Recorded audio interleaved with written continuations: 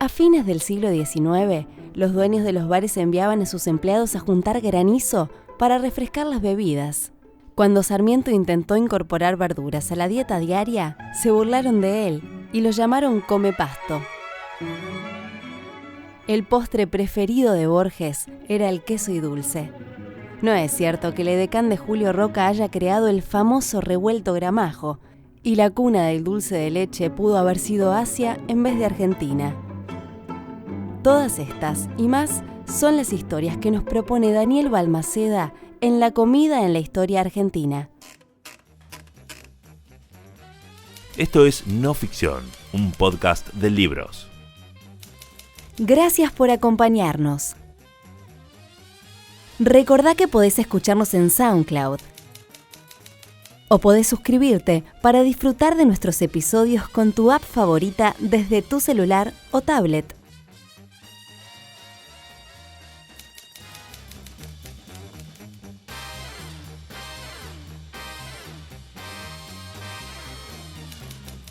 Bienvenidos al podcast de Penguin Random House, grupo editorial.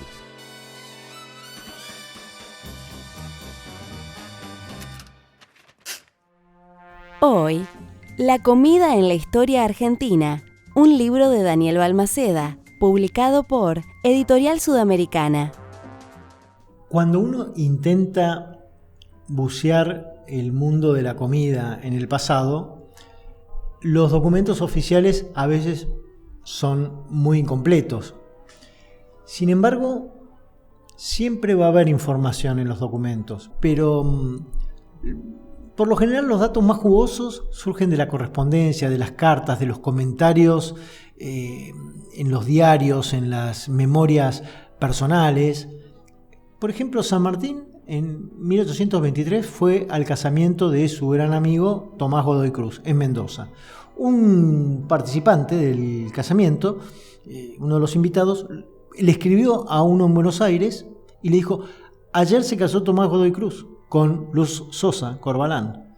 El padrino fue el general San Martín, que estaba presente y estaba bastante excedido de peso.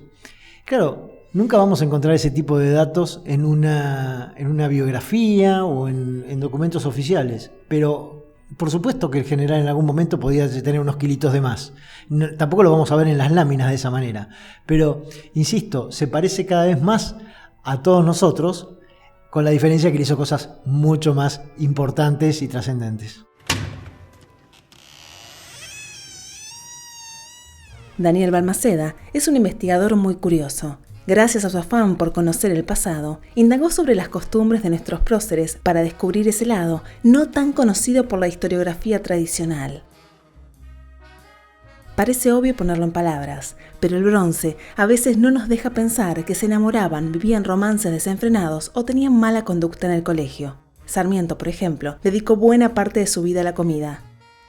Nos puede resultar difícil imaginar a un Manuel Belgrano con sus 3 hermanos alrededor de una mesa comiendo sin cubiertos, pero hay que tener en cuenta que prácticamente nadie en el siglo XIX tenía una vajilla tan amplia como para darles cuchillo y tenedor a todos sus hijos.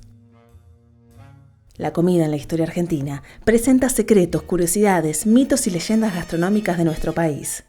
Hay un montón de aspectos de la comida que nos permiten conocer mejor a aquellas personas cuyas vidas siempre nos han interesado.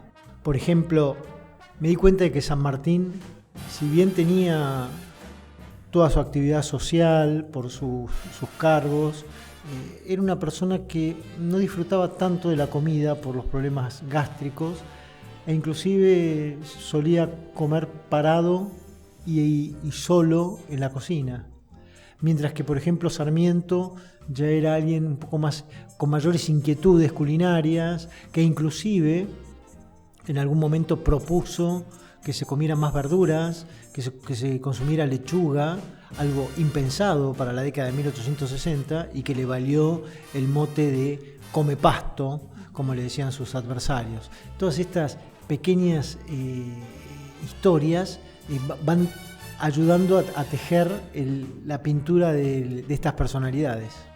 A partir de los gustos alimenticios de nuestros próceres, pero también de otras personalidades vinculadas a nuestra historia, descubriendo las pequeñas pistas que quedaron registradas en documentos olvidados, Daniel Balmaceda rescata las preferencias de quienes cambiaron el rumbo de la Argentina.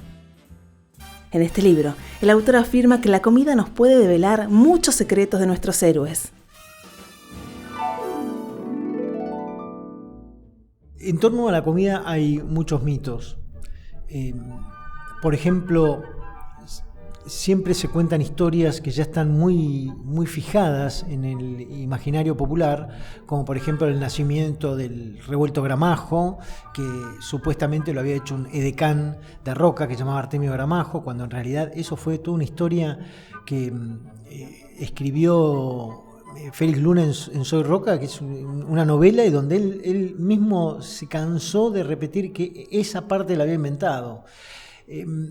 También con respecto, por ejemplo, a la milanesa napolitana, surgió un mito de que había nacido en un restaurante, el restaurante Napoli, enfrente del Luna Park, que el restaurante Napoli realmente existió, que hacía unas milanesas napolitanas fantásticas. El caso emblemático es el del dulce de leche, que se dice que muchas veces se repitió que había nacido el 24 de junio de 1829 durante el pacto de Cañuelas entre Rosas y Lavalle, cuando la cocinera de Rosas lo vio venir a Lavalle, se distrajo y se le quemó la leche con azúcar que estaba preparando. Eso que ocurrió supuestamente ocurrió en 1829, 15 años antes. Ya un porteño, Tomás Manuel de Anchorena, le había pedido dulce de leche a un cordobés, es decir, o era muy adelantado o ya se había inventado dulce de leche, que por supuesto, si uno hace un rastreo a fondo, se encuentra con vestigios de dulce de leche en Indochina, en el sudeste asiático, en el siglo VI de nuestra era. La comida en la historia argentina también rescata los inicios de algunos de los pioneros de la comida en nuestro país, como el vasco Carlos Noel, que llegó a la entonces llamada Confederación Argentina en 1842 y empezó vendiendo dulces y confituras a los porteños.